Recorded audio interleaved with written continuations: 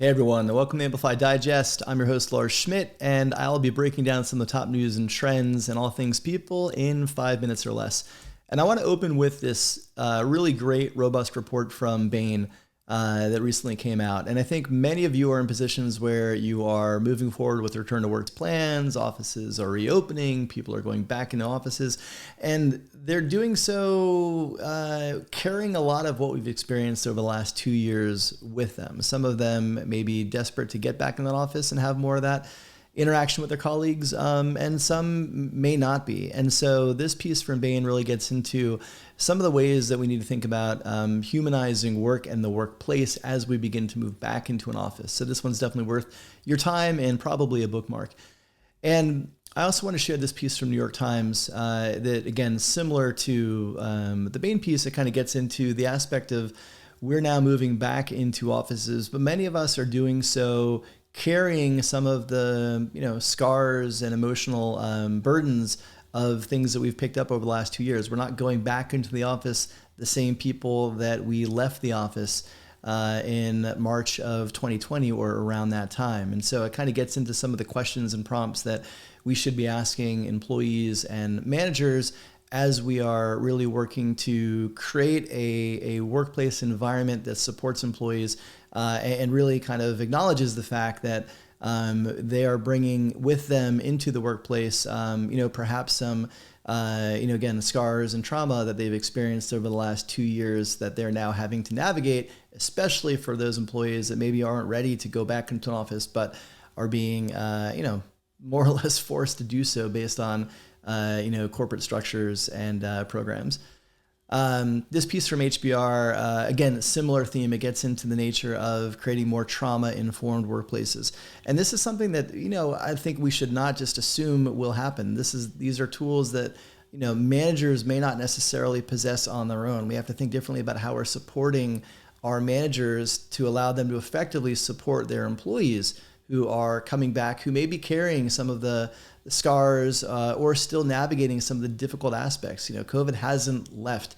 People are still dying from COVID. People are still losing family members and relatives to COVID, and now they're asked to be going back into a workplace while they may actually still be, dealing with loved ones who may have long COVID or loved ones who may still be, catching COVID and unfortunately dying from the disease. So these are things that we need to be thinking about a bit differently in the workplace, perhaps, than we had in the past.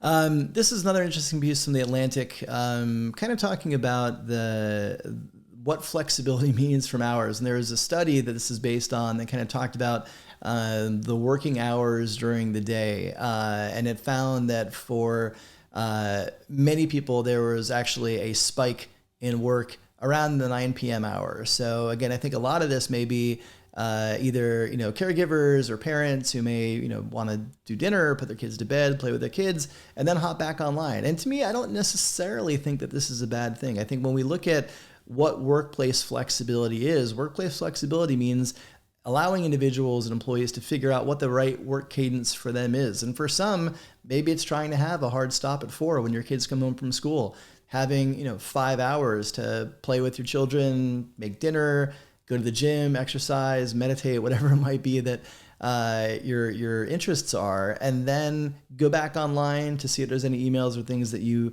may need to deal with. And so I think when we talk about workplace flexibility, this is what that looks like. It means moving outside of the typical constructs of 9 to 5 and finding work rhythms that work best for you. And so again, an interesting piece, especially for those of you that have either have more flexible constructs of work or you're creating them. This was a really excellent piece from Andrew Bartlow and Brad Harris. They're both founders of the People Leader Accelerator and really well dialed into high growth startups. And so this piece is an exploration of kind of some of the different needs at different stages for high growth companies. So especially those of you leading companies in that space or recruiting in companies of the space, you're going to want to give this one a read and likely a bookmark as well. So hat tip to both of them for this great piece. And I also want to share this Twitter thread from Job Vandervoort. So Job is the founder and CEO of Remote.